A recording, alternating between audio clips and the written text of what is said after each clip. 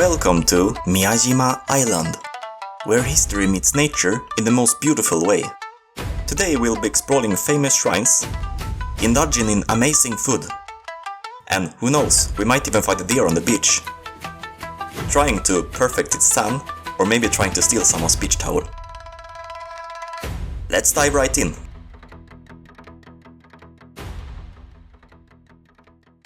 The journey begins at Miyajima-guchi. The ferry to Miyajima takes about 10 minutes, but feels like stepping into a different world.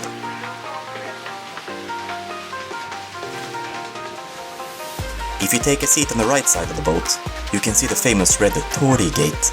The ferry costs 400 yen for a round trip. And additionally, 100 yen tax fee also have to be paid to visit the island. So we arrive. Deer roam freely here, unbothered by the visitors. They're considered messengers of gods. And they might just come up to you if you're lucky.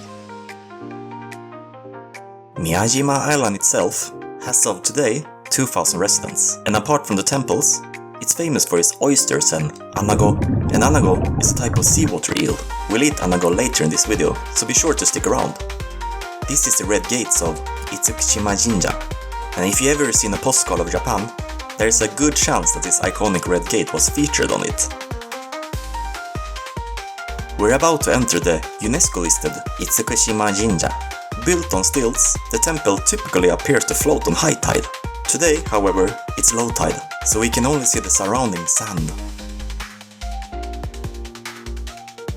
The temple's vermilion color is said to ward off evil spirits, and every corner of Itsukushima Shrine tells a story of devotion and craftsmanship. Over the centuries, many prominent figures have visited this shrine. Additionally, the iconic Red Gate has drawn the attention of emperors and scholars through early Japan's history. Here's the bridge that the emperor crossed during important ceremonial visits. The shrine's pavilions were constructed in 593 by Kuramoto Saeki when Empress Suiko ascended the throne. The pavilions were built in the sea, as the island itself was considered a god and people were hesitant to build directly on it. And today, it stands as one of the most visits at the island. There are many things to see on this island, so I recommend to spend a full day here.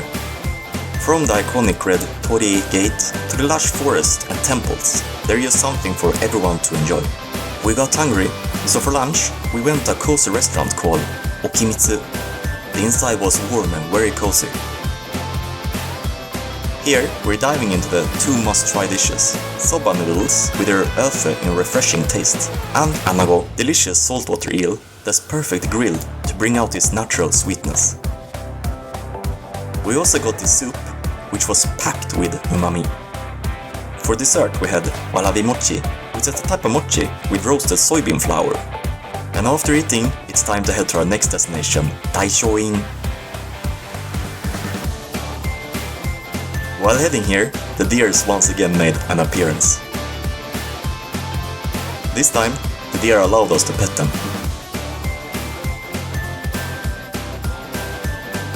So we arrived at Daishoin.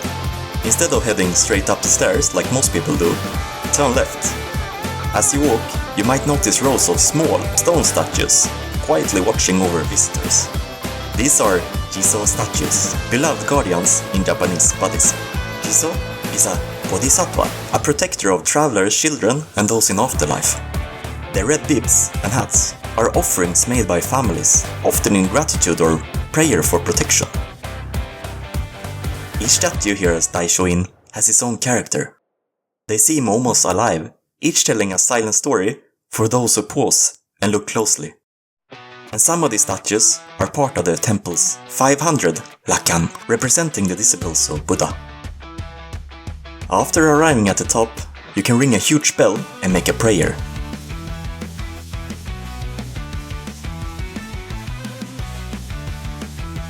Daishoin was established by the great Buddhist monk Kukai, also known as Kobo Daishi, in the early 9th century.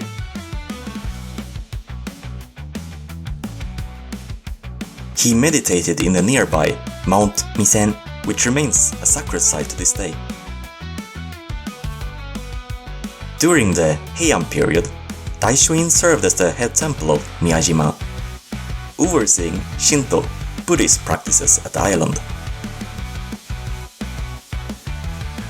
The temple flourished as a spiritual hub.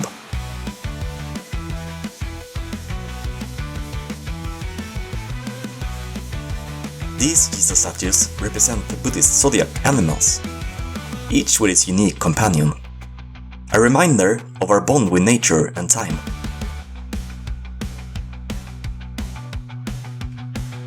By the way, Daishoin is the oldest temple on the island, and it's also one of the most important temples of Shingon Buddhism, making it a must-visit on your trip to this island.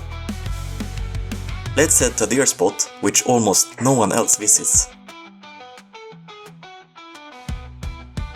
This big park is located around 25 minutes walk from the ferry dock, and despite being a bit of a walk, it's absolutely worth it, because you will be able to spend some alone time with the deers here.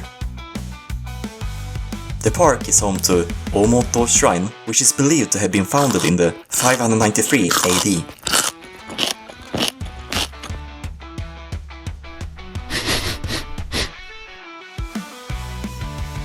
Some of the deers are shy, while others will allow you to pet them. Occasionally, you can see fights break out between the stags. This park is pretty big and takes time to explore. During the spring, the park is filled with cherry blossoms, while in autumn, the park is adorned with vibrant colors, featuring around 700 maple trees, so make sure to plan your visit. Let's take a fast visit to another overlooked spot.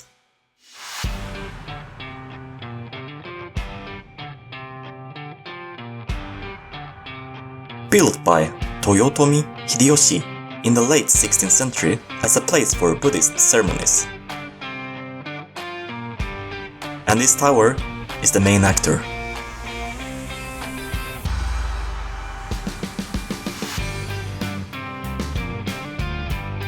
As mentioned earlier in this video, the island is packed with deliciousness. Let's head for the shopping street and see if we can find something delicious.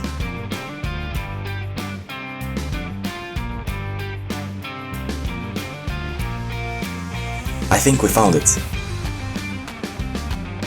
This place is specialized in tea. We ordered this Hojicha Ice Cream. Hojicha is a roasted green tea, and compared to normal green tea, it gives a deeper and a slightly smoky taste. It was creamy and really delicious. Try it out.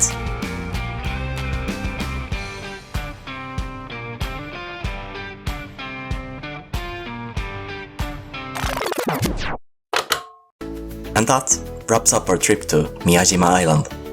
An unforgettable memory that will stay with you forever. From the shrines and amazing food, to this deer spending his vacation on the beach.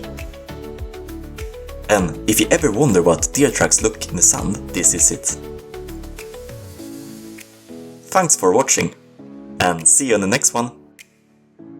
Sorry about that.